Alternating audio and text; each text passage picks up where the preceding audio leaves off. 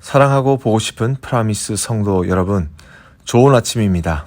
오늘도 주 앞에 나와 새벽 예배로 하루를 시작하는 모든 성도님들을 주님의 이름으로 축복하면서 9월 2일 수요일 새벽 예배를 시작하도록 하겠습니다. 이 시간 다 같이 찬송가 408장, 통일 찬송가로는 466장, 나 어느 곳에 있든지 다 같이 주님께 찬송 드리시겠습니다.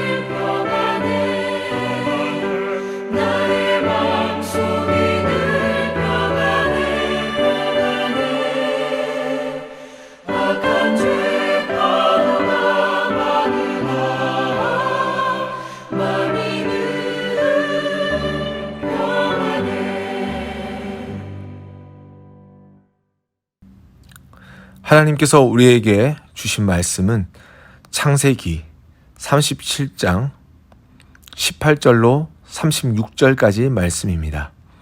창세기 37장 18절로 36절까지 말씀입니다. 다 같이 말씀을 받들어 읽도록 하겠습니다. 요셉이 그들에게 가까이 오기 전에 그들이 요셉을 멀리서 보고 죽이기를 꾀하여 서로 이르되 꿈꾸는 자가 오는도다. 자, 그를 죽여 한 구덩이에 던지고 우리가 말하기를 악한 짐승이 그를 잡아먹었다 하자. 그의 꿈이 어떻게 되는지를 우리가 볼 것이니라. 르우벤이 듣고 요셉을 그들의 손에서 구원하려 하여 이르되 우리가 그의 생명은 해치지 말자. 피를 흘리지 말라. 그를 광야 그 구덩이에 던지고 손을 그에게 대지 말라. 이는 그가 요셉을 그들의 손에서 구출하여 그의 아버지에게로 돌려보내려 함이었더라.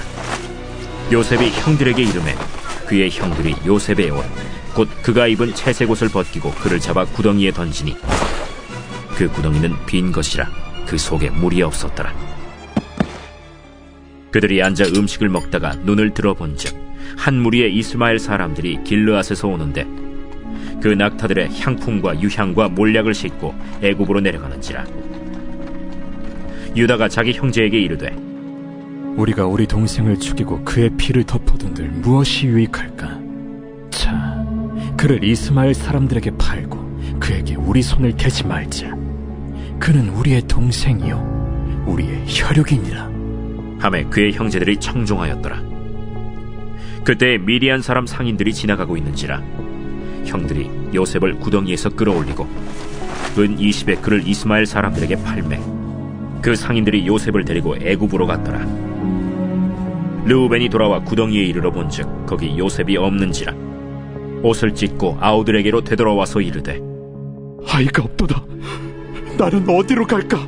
그들이 요셉의 옷을 가져다가 순념소를 죽여 그 옷을 피에 적시고 그의 채색 옷을 보내어 그의 아버지에게로 가지고 가서 이르기를 우리가 이것을 발견하였으니 아버지 아들의 옷인가 보소서. 내 아들의 옷이라.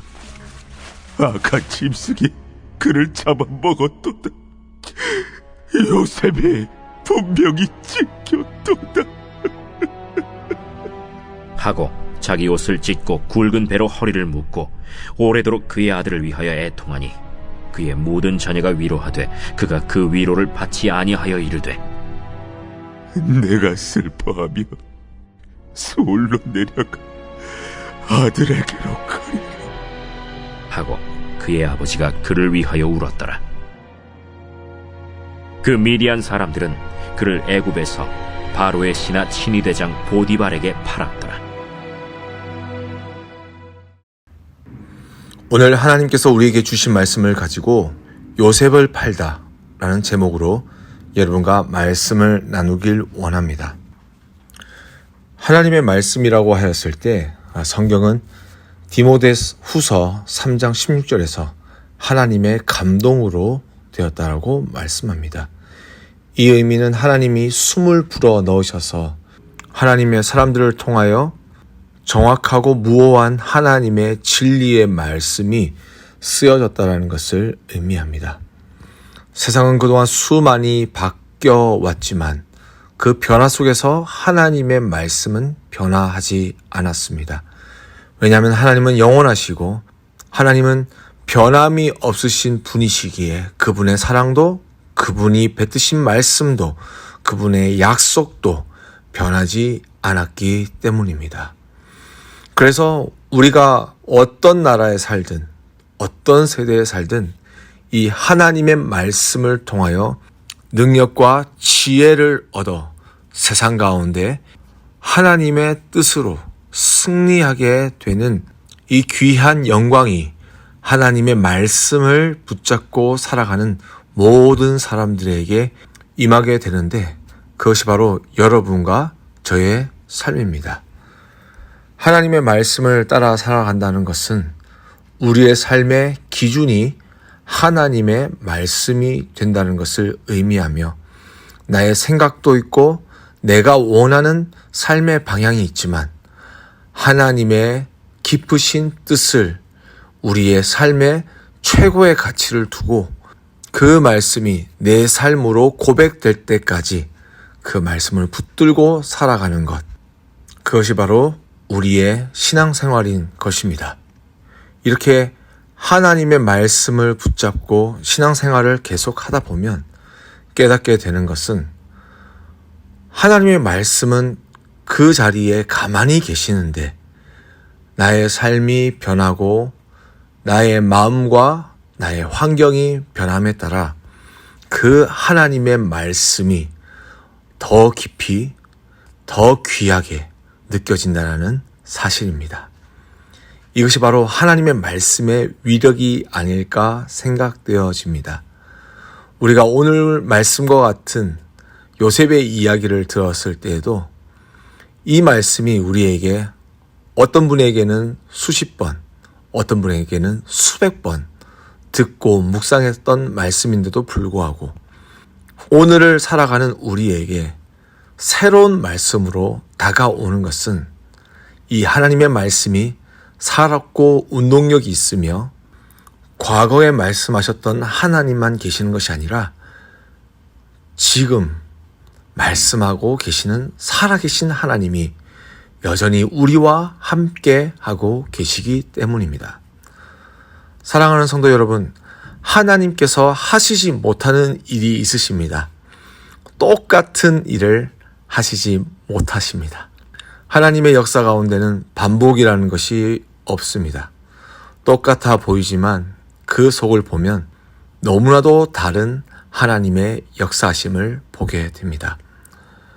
많은 선지자들이 주의 날을 선포하였을 때에 어떤 이에게는 축복의 날로, 회복의 날로, 어떤 이에게는 심판의 날로 나타났던 것처럼 한 분이신 하나님을 바라보며 그 깊으신 지혜와 넓으신 지식의 충만함을 경험하게 될 때 그 말씀 속에 담겨진 그 인생은 인생에 따라 진리가 변하여 해석되어지는 것이 아니라 변화되어진 삶이 하나님의 변함없으신 그 진리의 말씀을 통하여 회복되고 성숙하게 되며 이전보다 더욱더 발전되고 성장될 수 있게 됩니다.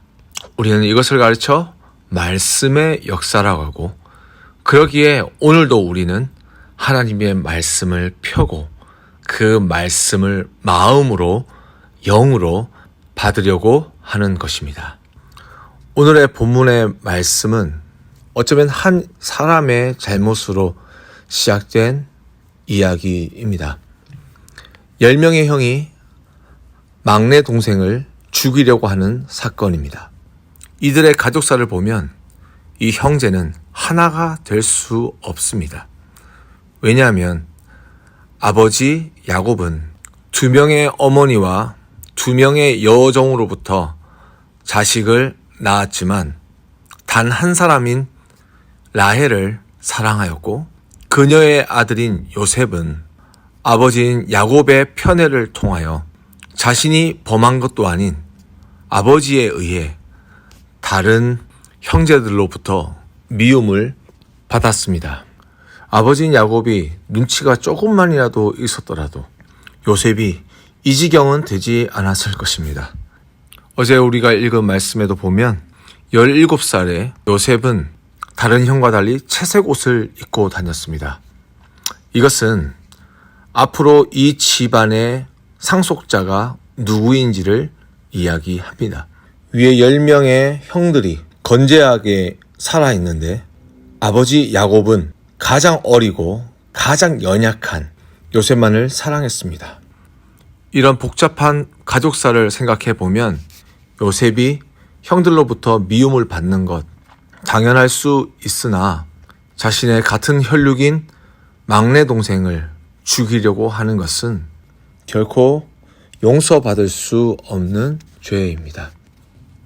또한 하나님께서 요셉에게 2번이나 꿈을 통하여 그가 앞으로 어떻게 살아야 하는가를 말씀해 주셨다는 점을 생각해 볼 때에 미움으로 시작된 이 살인의 시도는 하나님의 역사를 망가뜨리는 시도였습니다.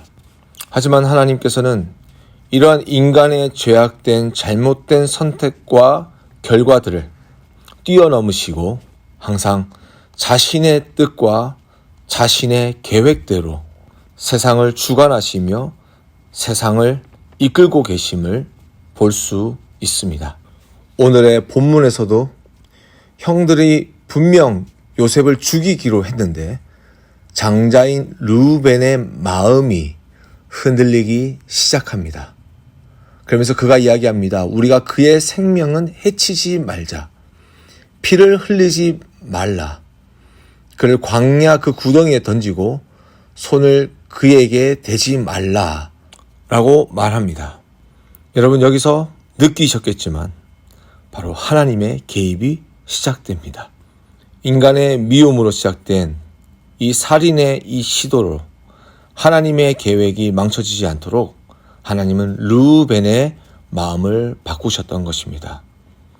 하지만 그것으로 하나님은 멈추지 아니하시고 그들이 요셉을 구덩이에 넣고 앉아 밥을 먹고 있을 그때에 향품과 유황과 모략을 싣고 애굽으로 내려가는 이스마엘의 사람들을 보내시고 넷째 형인 유다의 마음에 막내 요셉을 긍휼히 여기는 마음을 주셔서 우리가 애써 혈육의 피를 보기보다 그냥 애굽으로 팔자라고 결정하게 됩니다. 이렇게 하나님은 요셉의 삶 속에 품으신 뜻을 이루기 위하여 3번씩이나 직접 개입하시고 위기를 모면하게 하셨습니다. 여러분, 우리가 삶을 살아가면서 세상 가운데 얼마나 많은 위험 요소를 가지고 살아가는지 모릅니다. 내가 아무리 운전을 잘해도 누군가가 나에게 와서 사고를 낼 수 있는 가능성, 내가 아무리 잘 먹고 잘 잔다고 해도 규칙적인 운동을 한다고 할지라도 병에 걸릴 수 있는 가능성, 세상의 경쟁 속에서 살아남기 위하여 남들보다 덜 자고 남들보다 더 열심히 일함에도 불구하고 실패할 가능성, 이런 몇 가지만 생각만 해봐도 우리가 지금 살아가고 나의 나된 것이 하나님의 은혜라고 고백할 수밖에 없습니다. 하나님은 살아계셨습니다. 하나님은 역사하셨습니다. 하나님은 우리를 지켜주셨습니다. 하나님이 이 땅의 수많은 사람들 가운데 우리를 보호하시고 지키시고 지금까지 나를 살리신 그 이유는 요셉과 같이 하나님께서 이루실 일들이 있기 때문입니다. 사람이 생각할 수 없는 일들을 하나님께서 우리의 이 연약한 인생을 통하여 이루시기 원하시기 때문입니다. 하나님 혼자서 일하시는 것이 아니라 하나님은 우리의 삶에 오셔서 함께 일하시고 계십니다. 하나님께 마음을 여는 자들에게, 하나님을 사랑하는 자들에게, 하나님의 말씀을 붙잡고 하나님의 뜻을 깨닫기 위하여 몸부림치는 자들에게 하나님은 하나님의 선하신 일들을 보여주시며 그 일들을 이루기에 부족한 우리의 인생을 지금도 도우시고 계시는 것입니다.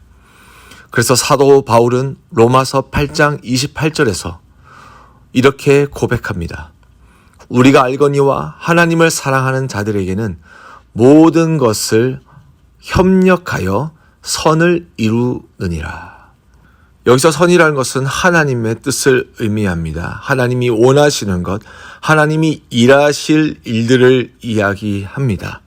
그런데 그 선하신 일들을 행하시기 위해서 협력하신다라고 말씀합니다. 누구와 협력하실까요? 누구와 함께 일하실까요? 그것은 바로 하나님을 사랑하는 자들입니다. 하나님을 사랑하는 자들에게는 하나님의 뜻이 나타납니다.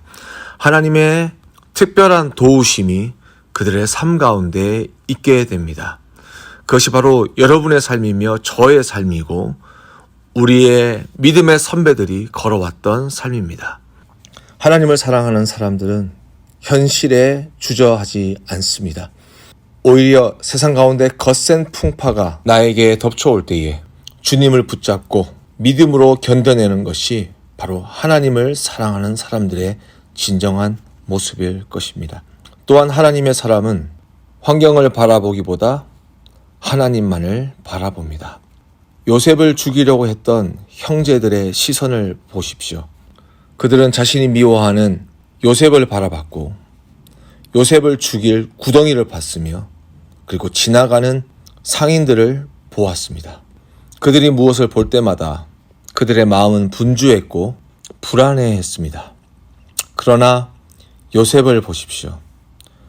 목숨을 잃어버릴지 모르는 그 위기의 순간에도 요셉의 시선은 미동도 없습니다. 평안했다는 것입니다. 왜 평안했을까요? 바로 그는 살아계신 하나님만을 바라봤기 때문입니다. 사랑하는 성도 여러분, 우리의 환경이 바뀐다고 할지라도, 우리의 마음이 바뀐다고 할지라도, 우리가 처한 환경이 갑작스럽게 변화한다고 할지라도 요셉의 형들과 같은 분주한 마음으로는 어떠한 하나님의 일도 이룰 수가 없습니다. 하지만 절벽까지 내몰리는 위기가 우리의 삶에 닥쳐온다고 할지라도 살아계신 능력의 주님만을 바라보면 반드시 승리하게 될 줄 믿습니다. 이 은혜가 사랑하는 프라미스 모든 성도들 위해 있게 되기를 주님의 이름으로 축복합니다. 함께 기도하겠습니다. 하나님 아버지 감사합니다. 오늘의 요셉의 삶을 통하여 또 다른 하나님의 말씀을 보게 됩니다. 우리에게 믿음을 더하여 주시옵소서. 이 땅에 살아가는 모든 사람들이 어려움이라는 시간을 통과하고 있습니다. 이것을 해야 될지 저것을 해야 될지, 이것을 하지 말아야 될지 저것을 하지 말아야 될지, 이것을 바꿔야 될지 저것을 바꿔야 될지 참으로 분주할 수밖에 없는 세상 가운데 우리가 살아가고 있지만 하나님을 사랑하는 자로서 믿음으로 주님만 바라보게 하여 주시옵소서. 상황과 환경을 뛰어넘으시고 역사하시며 자기가 말씀하신 것을 반드시 이루시는 그 하나님을 붙잡고 이 어려운 시기를 믿음으로 넉넉히 이기는 우리 모두가 되게 하여 주시옵소서. 영육 간의 강건함을 허락하여 주시옵소서. 마음에는 평안을 허락하여 주시옵소서. 삶 속에는 차고 흔들어 넘치는 축복으로 주님 우리를 지켜 보호하여 주시옵소서. 예수님의 이름으로 간절히 기도드렸습니다. 아멘. 하늘에 계신 우리 아버지여, 이름이 거룩히 여김을 받으시오며 나라의 마옵시며 뜻이 하늘에서 이루어진 것 같이 땅에서도 이루어지이다. 오늘날 우리에게 일용할 양식을 주옵시고 우리가 우리에게 죄 지은 자를 사하여 준 것 같이 우리의 죄를 사하여 주옵시고 우리를 시험에 들게 하지 마옵시고 다만 악에서 구하옵소서. 대개 나라와 권세와 영광이 아버지께 영원히 있사옵나이다. 아멘.